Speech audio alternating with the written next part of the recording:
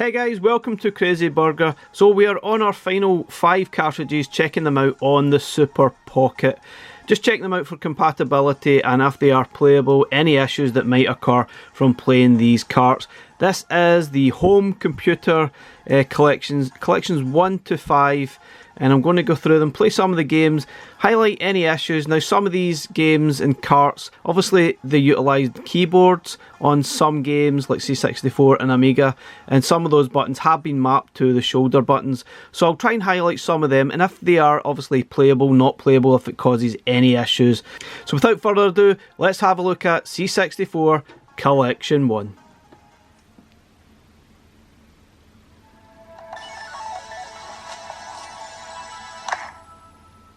Okay, this is C64 Collection 1, first ever C64 cart on Evercade. This was cart number 1, and it had 14 games.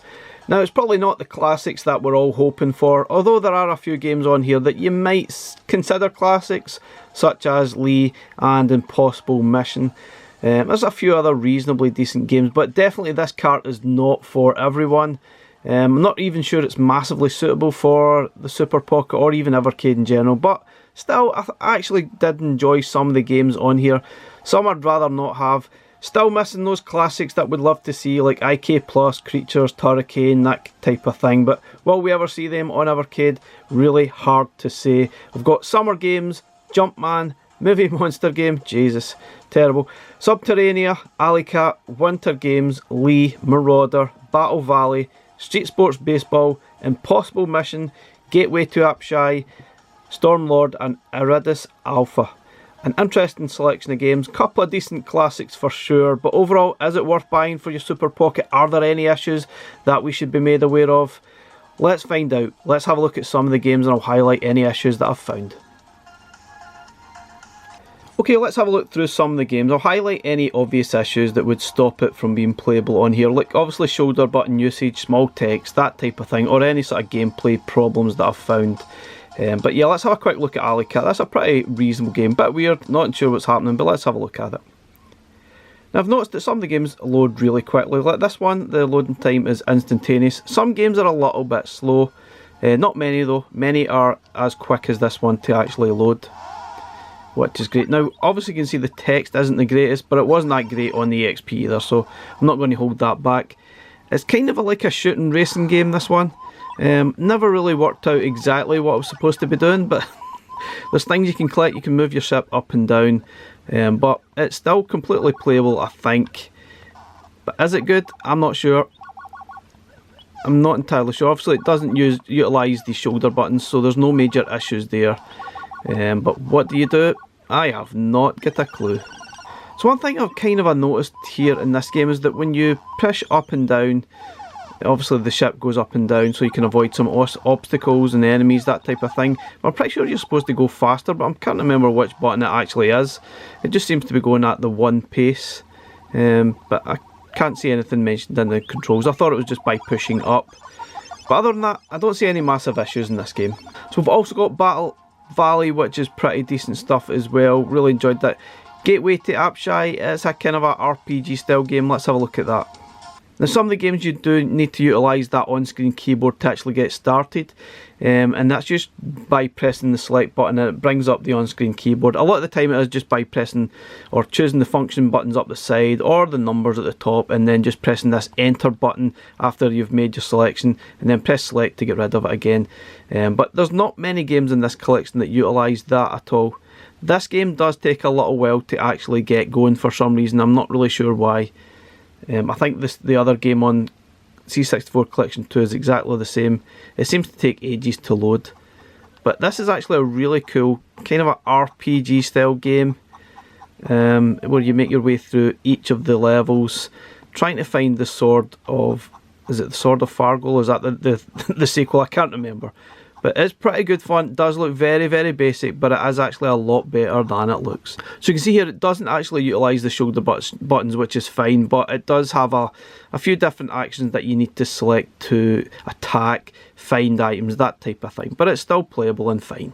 So the classic, I guess, here would be Impossible Mission. Let's have a bash at that.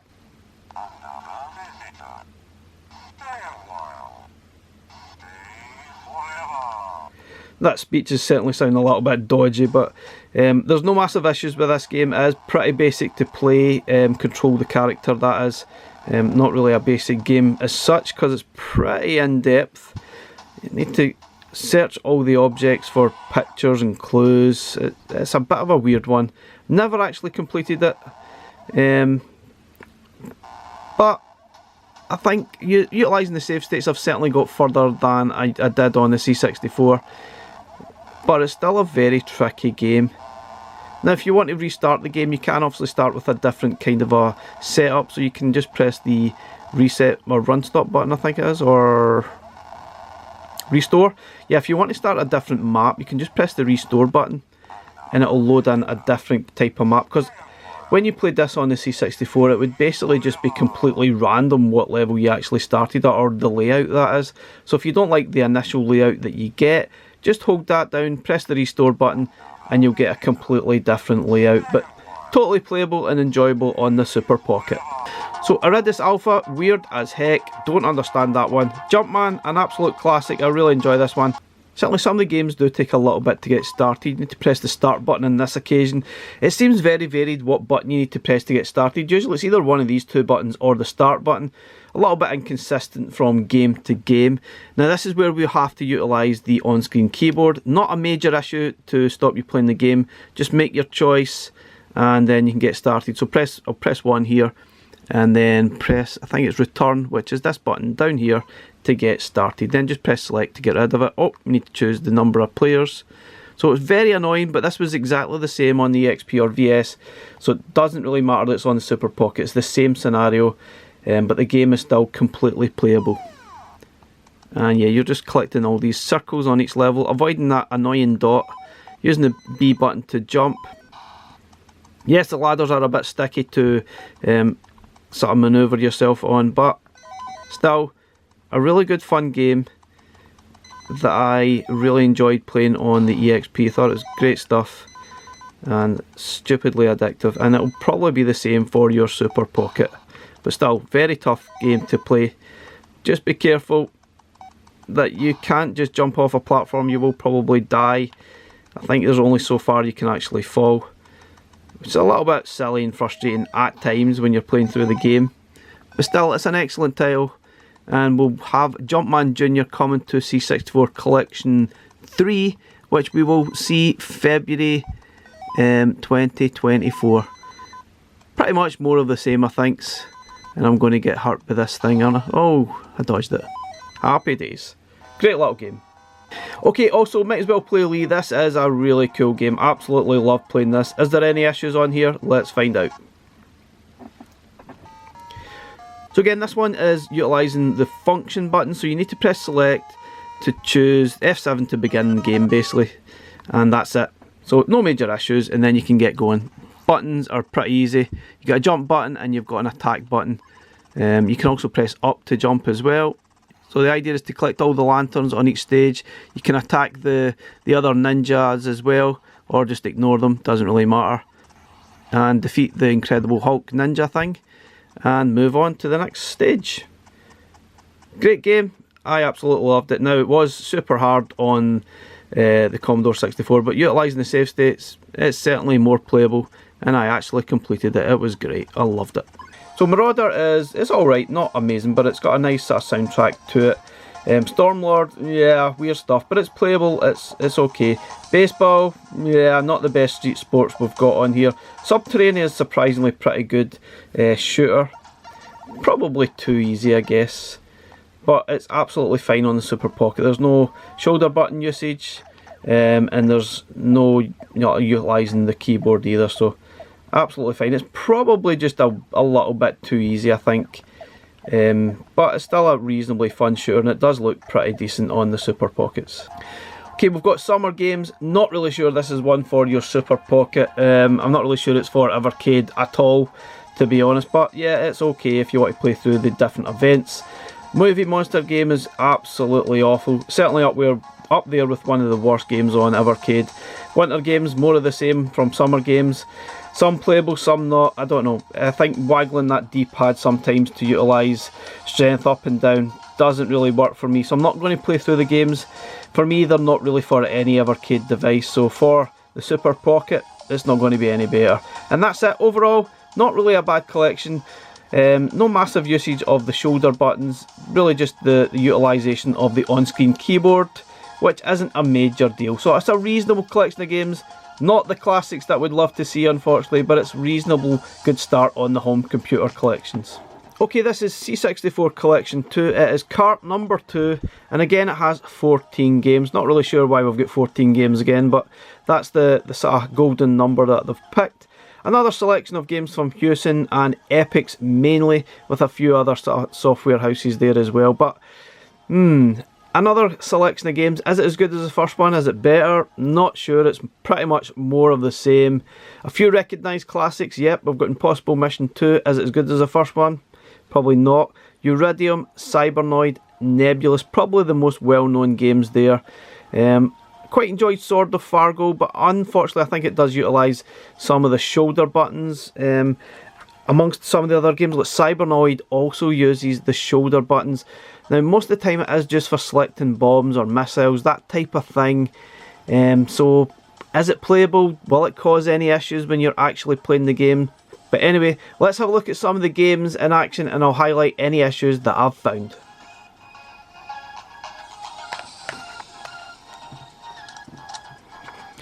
Okay, Collection 2. Certainly a little bit more tricky, there's more involved here. I think some of the controls have been mapped to the shoulder buttons, so not ideal. Cybernoid's a good example. California Games, do I really want to play this? Probably not. I don't think I can grab myself. I don't really like this game, but it's here. There's more events than the Atari Lynx version, which is pretty cool if you like that. No massive issues with either, but Cybernoid, let's jump into this. It does use those shoulder buttons. And yeah, to even get started we need to choose the options there from 1 to 5 by pressing the select button. I can't remember what was on the screen there, it just jumped away from the menu very quickly. So we've got, make sure joystick is highlighted number 4, and then you choose 1 to start the game. You don't want to start the game if it's highlighted on the keyboard, because that would be a bit of a disaster. So yeah, choose 1 and we can get started now. As you can see here, some of the controls that we use inside the game use L1 and R1 to select mines and select the seeker, which obviously are these two buttons here, and that's not really ideal, I guess. I know we are only selecting buttons, I guess, but at the same time it's not really great. You can see here I'm choosing mines or seekers. You basically go between either or.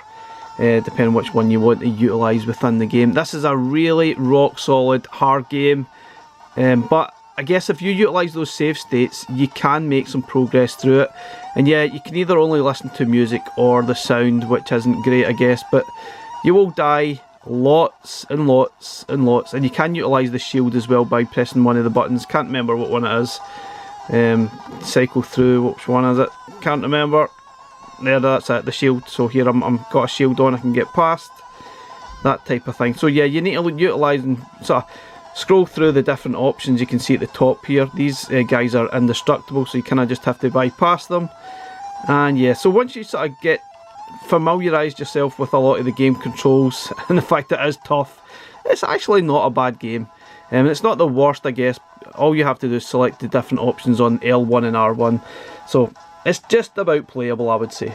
Okay, moving on to Firelord. This is absolutely fine, it looks great on here, and the controls are very simple. Got a great sound, I love that. Game is weird, not got a clue what's happening. It's got a massive map. I just get lost and I never really know what exactly I'm supposed to be doing. Lovely and colourful graphics, but it's one of those games that's just utterly confusing. It's one of those games I think I'd love to love it more than I do. I wished I knew what was going on, but I just don't. It's weird. Looks lovely though. Okay, we've got Impossible Mission 2. That is absolutely fine. It's pretty much more of the same, but I'd say probably not as good as the first one on the first collection. Insects in Space, it's kind of a Defender clone. It plays okay, but it really flashes on screen a lot. And I don't mean the sort of naked angels there, I just mean there's a lot of flashing. Sort of light flashing, and that is really tough to actually watch and play through. Mission Impossible, absolutely love this game. It's an isometric kind of shooting style game where you collect all the missing fragments of the map, I think, and then collect one of the sort of little bubbles at the end of the level, then get back to the start, that type of thing. But yeah, I quite enjoy this game. It is pretty decent, but it certainly won't be for everybody. And yeah, those enemies that you come across do tend to go across your path and sort of transform into your path quite regularly, and it's bloody annoying. But still, I actually really enjoyed this game. I don't know why I really liked it, but I did. It does get pretty hard though. Talking about hard, this is Nebulous, which is rock solid hard. A classic, yes. Tough, unplayable, maybe. But simple controls, easy enough to play, and does look pretty decent on the Super Pocket. But wow, one of the most tough, frustrating games you'll probably play on Evercade, and you'll die plenty, and you'll probably most likely run out of time as well.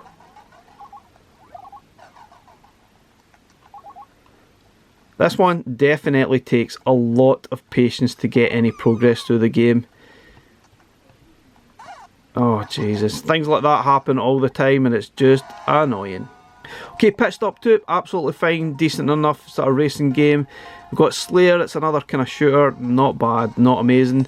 We've got Basketball, which is okay, no major issues again. It's another one of those games from the Street Sports section. We've got Sword of Fargo, let's have a look at that. There might be some control issues with this one.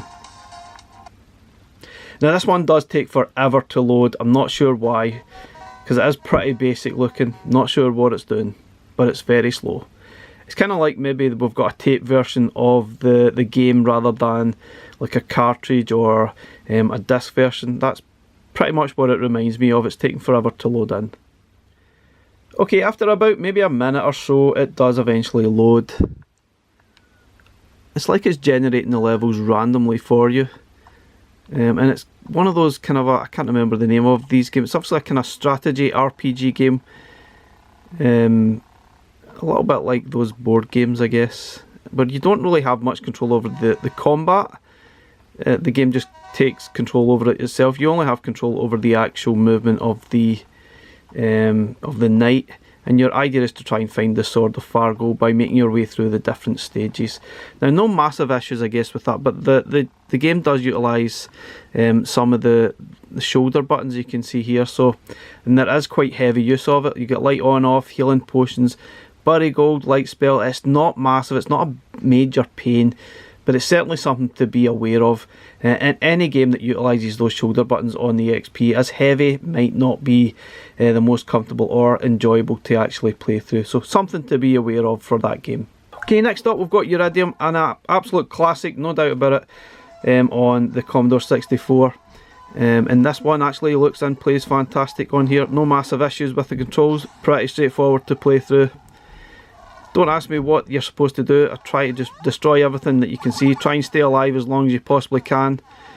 And then when you get the signal to land, try and land on the airstrip near the end of the level or somewhere on the level. You eventually, oh yeah, you crash into things that you can't see. But yeah, a decent game and there's no issues on here. Okay, we've got some more World Games things. Not great. I mean, I'll probably play one of them just to give you an idea what to expect. There's no massive issues here apart from having to input your name at some points by utilising the on-screen keyboard. So you will probably get asked to input your name, then press the enter and then choose your flag, which is a bit of a pain. And then obviously if you don't want any more second players, which we obviously don't on here, you can place up to 8 players and you can just really swap the pocket if you want to play that, so you can do that. But if you want to just play one player, just press enter again when it's asking for the second player. But let's have a quick practice at one of the events. What one's worth playing? It has to be Caber Toss. Now some of the events might be a pain because you have to maybe sort of jiggle between the D-pad left and right, up and down, so it's not really ideal and it doesn't really work for a D-pad. It's better on like a joystick to get that momentum going. On a D-pad these games just don't really work for me. You might find some fun in some of these events, but personally I'm not really sure. I can't remember what the controls are as well. I'm probably going to make a complete mess of it, and yeah, it's going to land in my head.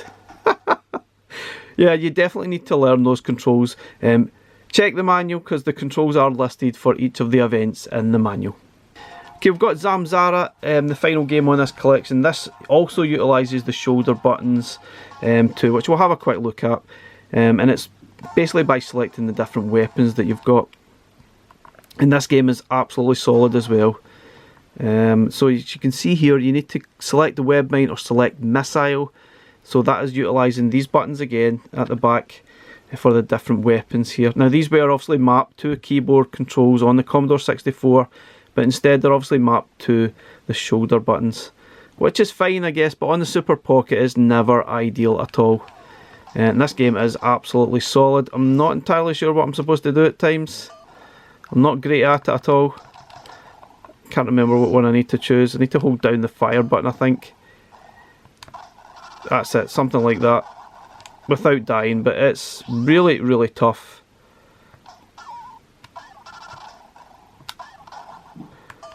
It's a weird game.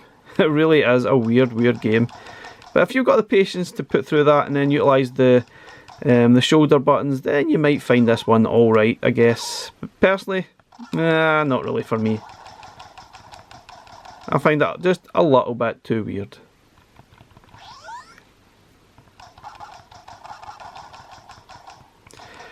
I always find that I use the weapons up too quickly and run out of weapons, mines, missiles, that sort of thing, and then it's game over before you know it. But yeah, if you're willing to put up with it, you might actually enjoy this.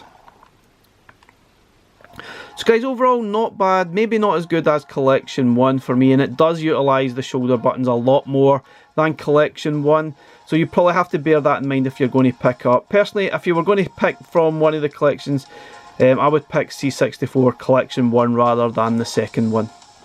Okay, this is Team 17 Collection 1. This was cart number 3 on the home computer label, and it came complete with 10 games. Now, I certainly enjoyed this cart when it was released at the time. It was great to get Amiga for the first time on Evercade, since we had been crying out for it pretty much since 2020. So it was great to get that. These are all Team 17 Amiga games, so obviously we are a bit limited to what games we're getting. Full Contact, Alien Breed, we've got 3 versions of Alien Breed. Pretty good game, very hard though. Project X, which is fantastic. We've got Quack, Arcade Pool, ATR All-Terrain Racing, and we've got a bowling game. Now, I don't think there was any major issues with any of the games. I don't think any of the games utilised the shoulder buttons as such.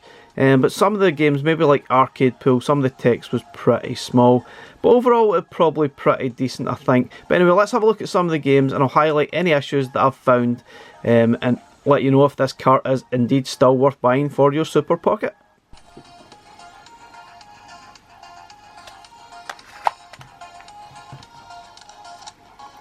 Okay, Team 17 Collection. The first Amiga carts on Evercade. We have ATR All-Terrain Racing, a pretty decent sort of racing game, and it works fine on the Super Pocket. I just found this game to be really, really tough to play. I've got the sound on turned down pretty low, but the sounds are all decent in this sort of collection. But yeah, you definitely need to memorise those tracks to actually be decent at this, because if you crash, you're going to slow down and you'll never catch up with the opponents at all. I always found myself finishing maybe third most of the races. Trying to get anywhere near second and first, almost impossible for me. But definitely all about practice, practice, practice. But you see, it looks and it plays fantastically well on the Pocket. Now, I'm not going to play through all the Alien Breed games because they all play pretty similar, and they're all pretty decent, all very hard though. Let's play the original and I'll give you the idea of what the games are like. But perfect for the Super Pocket, I would say. So yeah, there's no actual music, it's really just all about those sound effects. And yeah, it's so hard. One of the toughest games I think you'll play on here. Really tough stuff. And obviously I've kind of trapped myself in. I need to get to the exit on this level. Looks fantastic, plays great, but just beware, they are really, really tough.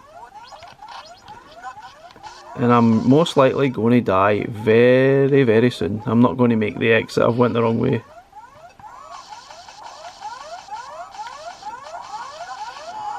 But I think they play pretty well on the Super Pocket. Just where obviously you can see the information at the top and bottom, it is a little bit difficult to actually read it. But it's not a major issue, it's just telling you how much life you have, how much ammo, how many keys, that type of thing. Okay, moving on to Arcade Pool. Now there's definitely a problem with this game. I think it plays okay, but I feel like it just doesn't play as well it does on the EXP, and some of the text is pretty small as well. Now right away you can see the main screen here, the text is barely readable, it really is awful. And then when you get to the main game you see that the text at the bottom here is absolutely awful. But the main game is okay. I feel like the movement on the D-pad is pretty slow though. But the game still plays absolutely fine. You can see it does look, the main table and the balls are perfectly sort of, you can see them absolutely fine, so there's no problems there. But just a little bit more fiddly than it is on the EXP and VS, I think. So not ideal. Okay, Body Blows and Full Contact are sort of one-on-one beat-em-ups. Or fighting games. They're okay, but they're pretty tough to actually play. I think Body Blows is trying to be a Street Fighter for the Amiga. And yeah, it's alright. I've got a bit of an issue with this game though.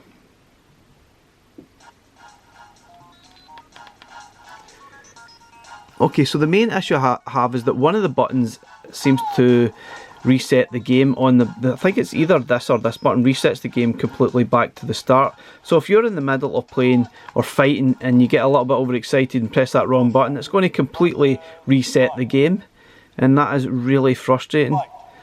So if you have a look, we've got some basic moves. There's not an awful lot of moves to the game, but if you press I think it's the Y button, yeah, if you press the Y button at the top, resets back to the main sort of stage. Now I'm pretty sure this is the same on the other EXP devices, but for me it's even worse on the Super Pocket because the buttons are closer together, so really not ideal at all for this game.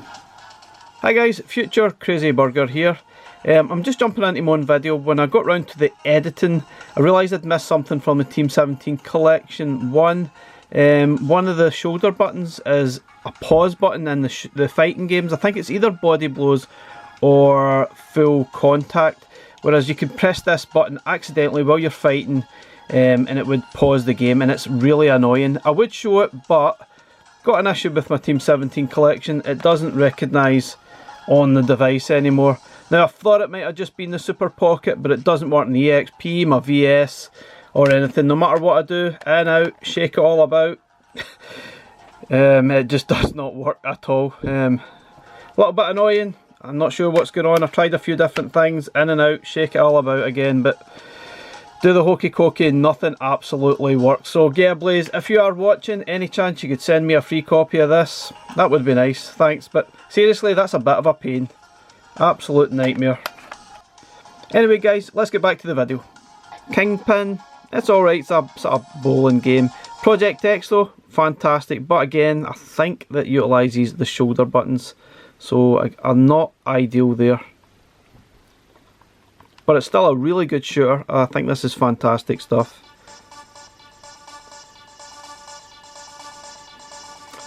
Text is fine on the main screen here.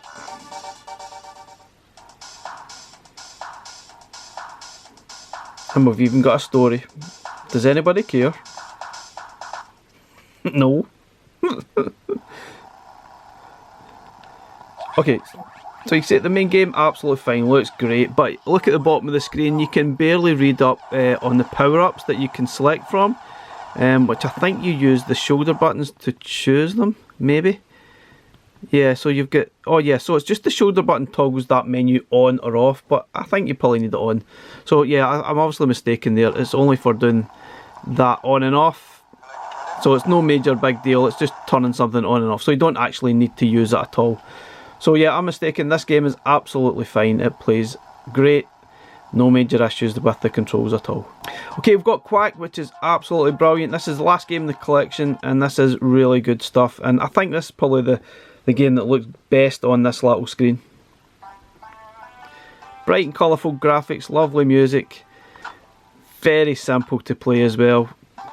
The idea is basically to collect the keys, get to the exit, but there's lots of other things you can do on the screen. Collect all the gems, Avoid killing the bad guys, kill them, really up to you, doesn't matter. You get extra points if you don't kill them. Sometimes it's unavoidable because you just sort of accidentally fall onto them. But yeah, I think the first level it's certainly easy enough to avoid. Oops, I say that. Anyway, let's see if I can do it. Yay, I'll get a peaceful bonus. 10,000 extra points. Yes, please. Absolutely brilliant on the Super Pocket. I would totally recommend this. Okay guys, overall, not bad collection. Probably not as good as it is on the EXP or VS, but there's some good games here. Maybe some issues with text, button, mapping, that sort of thing, but most of the games don't really utilise the shoulder buttons, so there's no glaring massive issues to stop this being decent on your Super Pocket. Yeah, Arcade Pool's probably the worst example here for the small text, but overall, not too bad at all. Okay, on to Delphine Collection 1. This only came with 4 games. This was cart number 4 in the home computer label. Unfortunately, yeah, we've got a couple of point and click games which I'm just going to say right now probably aren't great for the Super Pocket. A little bit too fiddly for my liking, even for the EXP, so moving on to the Super Pocket is not going to get any better. We still have Another World and Flashback, 2 classics. I prefer Flashback. I think this is probably the best game on this collection. Very hard, but certainly more playable with save states. Is this worth picking up for your Super Pocket? Let's find out.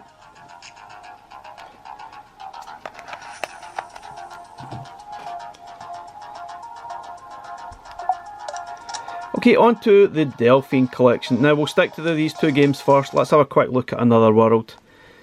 There's no really any huge issues with this game. It is a very tough game to play though. Buttons are pretty straightforward. You've got a run button. I think if you stand still it sort of works as a sort of punch, kick, or not punch, mostly just kicking. There's also a jump button too, but you'll eventually get a laser gun that you can fire, which you need to utilise to destroy walls, defeat the creatures that you come across. Yeah, it's not bad. It's just a very, very tough game to play. Sometimes extremely frustrating. Now I would highly recommend that you utilise those sort of save states and save state frequently, otherwise you'll probably get very frustrated and you'll die often, and yeah, you'll just get annoyed at the game more than anything else. And I would recommend destroy these horrible little black creatures before you even get anywhere, because you will be running back here very, very soon. Now, as you can see, the buttons are pretty simple. They don't utilise the shoulder buttons, so no major issues with this game at all. So on to Flashback. This is probably my favourite game on this collection. And it's tough as nails. Yes, use those save states because you will make 0 progress if you don't. Unless you're absolutely amazing at the game, that is. Now certainly on the first few screens I would highly recommend getting used to the controls on the game. The running, the jumping, that type of thing. Because it is a little bit tricky. Obviously you got your fire button. I don't think the button layout is great, to be honest. On here I'd rather change the buttons about a little bit. But yeah, once you actually get used to those controls, I think this game is fantastic. But yeah, just a little bit too hard. Control wise, no major issues, that's them. It's their standard sort of Mega Drive layout. I think I'd rather play this on a larger screen or the EXP, but on here it's not bad at all. Okay, coming on to the problem games for me. Now, I obviously showed this on my review video. Future Wars doesn't load for me. This is the only game, along with Cathedral, that won't load on the Super Pockets for me. So I can't actually show you this working on here. But I will show you the other game. It works pretty much the same way. It'll have the same issues. I'm not going to play Future Wars on my Super Pocket, so I'm not really bothered. I think it's got some kind of corrupt save. Obviously I've played it on the VS and the EXP. It's created some kind of corruption that stopped it from playing or launching on the Super Pocket. But let's have a look at Operation Stealth.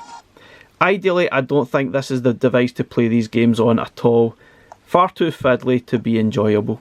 Now graphically they're absolutely fine, there's no major issues at all, but sometimes you have to be pixel perfect trying to choose different things on the screen, and that isn't ideal on a very small screen. I think the A button is to choose the actions and walking. You obviously point wherever you want to go. You press the B button to bring up this sort of smaller menu. where you can use stuff from your items, examine stuff, that type of thing. Not really ideal for the small screen. I honestly would not recommend this collection at all unless you're a massive fan of these or Flashback. If you're trying to pick this up for the first time, then I'm not sure this is the best way to actually play these games at all. It's just a little bit too fiddly for me. So guys, yeah, overall, not sure I would recommend this collection. Another World Flashback probably are the games you would buy it for. The point and click games, pretty similar. Not that clear what it's supposed to do half the time. You'll probably have to refer to walkthroughs if you've never actually played them before, and they are a little bit fiddly, so probably not the best for your Super Pocket at all. Okay, the final cart and collection in this series. This is Home Computer Heroes Collection 1, only released a couple of months ago. Comes with 7 games. This is cart number 5. And yeah, this one was certainly very interesting. This one needed a lot of effort to get somewhere on the EXP, and I think the more effort you put into it, the more you'll get back from this collection of games. We've got Planet X2, Attack of the Petsky Robots, a bit tricky. They do utilise the shoulder buttons, so not sure if that will make a big issue playing these games.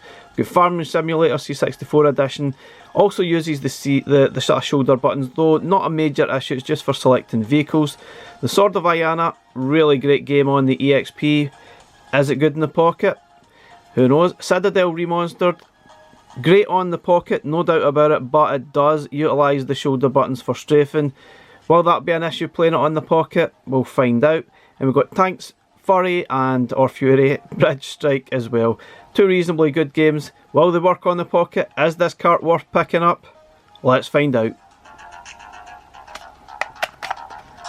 Okay, Home Computer Heroes, might as well start with the first game.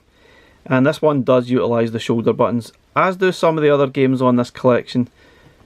Certainly a tricky bunch of games to get used to. But that doesn't mean they're not good games.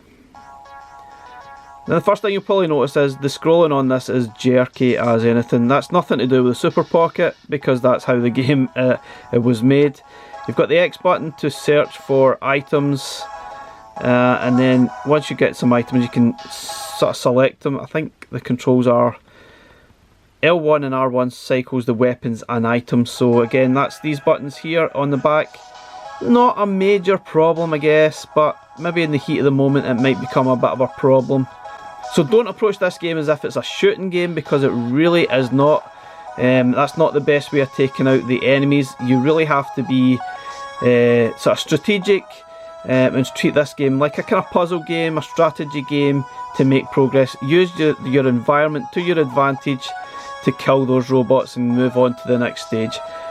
If you approach this as a shooter, you're going to die very quickly. Okay, Bridge Strike.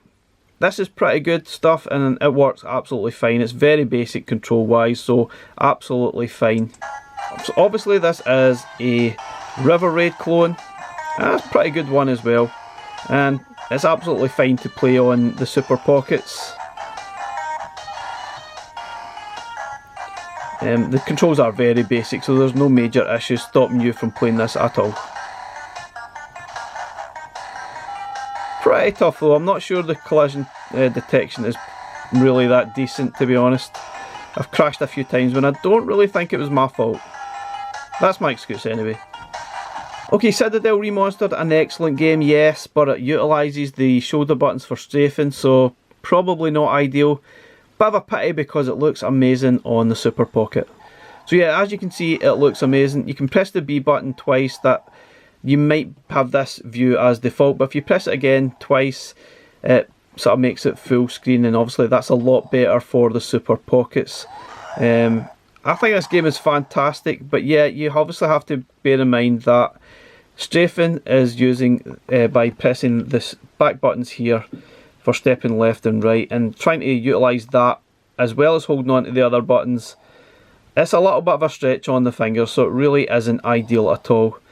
So you could probably play the game without pressing those buttons. I don't think that's a major issue, I guess.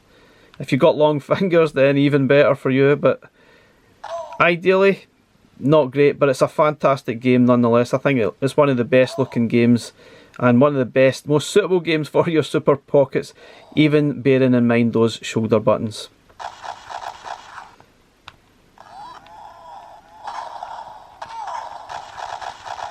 Oh.